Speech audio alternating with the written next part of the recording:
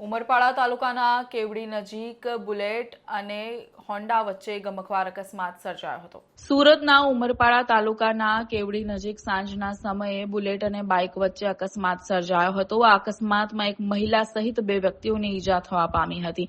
બનાવને પગલે કેટલાક લોકો દોડી આવ્યા હતા અને ઈજા પામેલ વ્યક્તિઓને સારવાર અર્થે એમ્બ્યુલન્સ દ્વારા ઉમરપાડા હોસ્પિટલ ખાતે મોકલી આપવામાં આવ્યા। અકસ્માતના બનાવ સંદર્ભે પોલીસને જાણ કરવામાં આવતા પોલીસ ઘટના સ્થળે આવી પહોંચી હતી અને અકસ્માતના બનાવ સંદર્ભે કાયદેસરની કાર્યવાહી હાથ ધરી હતી।